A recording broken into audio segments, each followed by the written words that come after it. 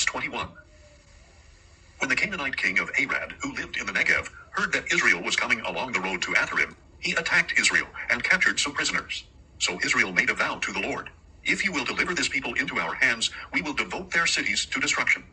And the Lord heard Israel's plea and delivered up the Canaanites. Israel devoted them and their cities to destruction, so they named the place Hormah. Then they set out from Mount Hor along the route to the Red Sea, in order to bypass the land of Edom. But the people grew impatient on the journey, and spoke against God and against Moses. "Why have you led us up out of Egypt to die in the wilderness? There is no bread or water, and we detest this wretched food." So the Lord sent venomous snakes among the people, and many of the Israelites were bitten and died. Then the people came to Moses and said, "We have sinned by speaking against the Lord and against you. Intercede with the Lord, so he will take the snakes away from us." So Moses interceded for the people. Then the Lord said to Moses, "Make a fiery serpent and mount it on a pole. When anyone who is bitten looks at it, he will live." So Moses made a bronze snake and mounted it on a pole. If anyone who was bitten looked at the bronze snake, he would live. Then the Israelites set out and camped at Oboth. They journeyed from Oboth and camped at Iya Abarim in the wilderness opposite Moab to the east. From there they set out and camped in the valley of Zered.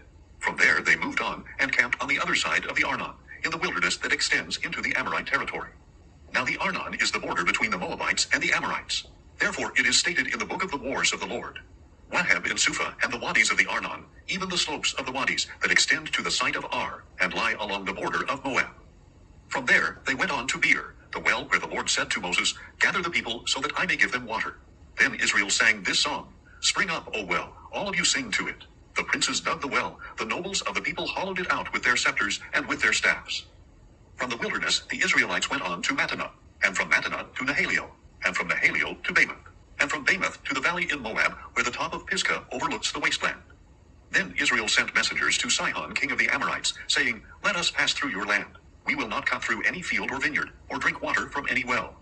We will stay on the king's highway until we have passed through your territory."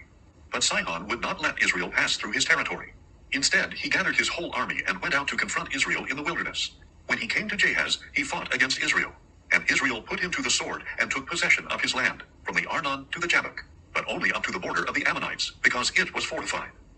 Israel captured all the cities of the Amorites and occupied them, including Heshbon and all its villages. Heshbon was the city of Sihon, king of the Amorites, who had fought against the former king of Moab and taken all his land as far as the Arnon. That is why the poets say, "Come to Heshbon, let it be rebuilt. Let the city of Sihon be restored. For a fire went out from Heshbon, a blaze from the city of Sihon. It consumed Ar of Moab, the rulers of Arnon's heights. Woe to you, O Moab! You are destroyed, O people of Chemosh." He gave up his sons as refugees, and his daughters into captivity to Sihon, king of the Amorites. But we have overthrown them. Heshbon is destroyed as far as Dibon. We demolished them as far as Nophah, which reaches to Medeba. So Israel lived in the land of the Amorites. After Moses had sent spies to Jazer, Israel captured its villages and drove out the Amorites who were there. Then they turned and went up the road to Bashan, and Og, king of Bashan, and his whole army came out to meet them in battle at Edrei. But the Lord said to Moses, "Do not fear him, for I have delivered him into your hand, along with all his people and his land. Do to him as you did to Sihon, king of the Amorites, who lived in Heshbon." So they struck down Og, along with his sons and his whole army, until no remnant was left, and they took possession of his land. Numbers 22. Then the Israelites traveled on and camped in the plains of Moab, near the Jordan, across from Jericho. Now Balak son of Zippor saw all that Israel had done to the Amorites, and Moab was terrified of the people because they were numerous. Indeed, Moab dreaded the Israelites. So the Moabites said to the elders of Midian, "This horde will devour everything around us, as an ox licks up the grass of the field." Since Balak son of Zippor was king of Moab at that time, he sent messengers to Balaam son of Beor at Pethor, which is by the Euphrates, in the land of his people. "Behold, a people has come out of Egypt," said Balak. "They cover the face of the land and have settled next to me. So please come now and put a curse on this people, because they are too mighty for me. Perhaps I may be able to defeat them and drive them out of the land. For I know that those you bless are blessed, and those you curse are cursed." The elders of Moab and Midian departed with the fees for divination in hand. They came to Balaam and relayed to him the words of Balak. "Spend the night here," Balaam replied, "and I will give you the answer that the Lord speaks to me." So the princes of Moab stayed with Balaam. Then God came to Balaam and asked, "Who are these men with you?"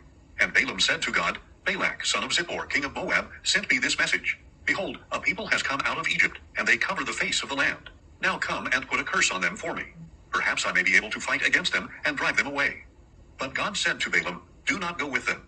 You are not to curse this people, for they are blessed.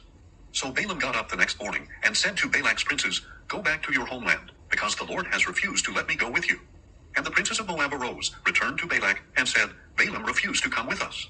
Then Balak sent other princes more numerous and more distinguished than the first messengers. They came to Balaam and said, This is what Balak son of Zippor says.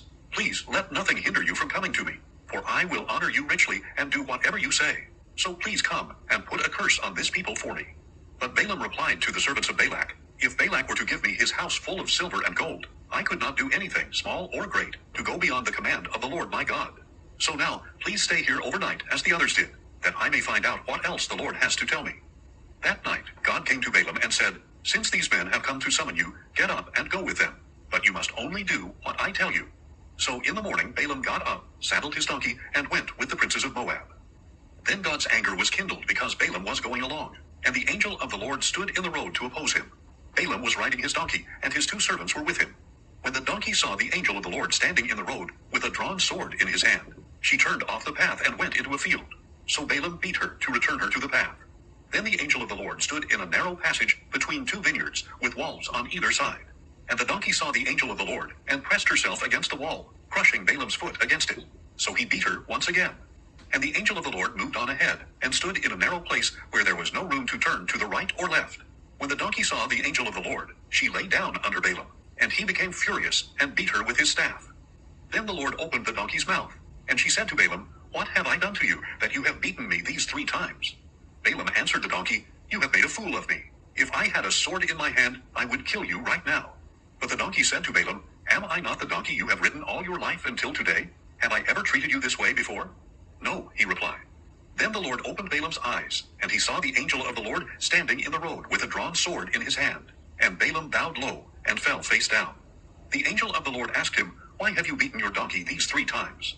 Behold, I have come out to oppose you, because your way is perverse before me. The donkey saw me, and turned away from me these 3 times. If she had not turned away, then by now I would surely have killed you, and let her live. I have sinned, Balaam said to the angel of the Lord, for I did not realize that you were standing in the road to confront me. And now, if this is displeasing in your sight, I will go back home.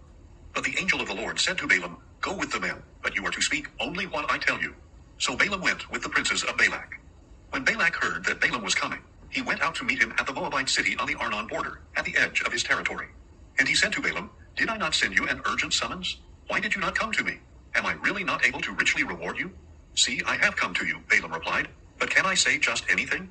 I must speak only the word that God puts in my mouth. So Balaam accompanied Balak, and they came to Kiriath Huzoth. Balak sacrificed cattle and sheep, and he gave portions to Balaam and the princes who were with him. The next morning Balak took Balaam and brought him up to Bamoth Baal. From there he could see the outskirts of the camp of the people.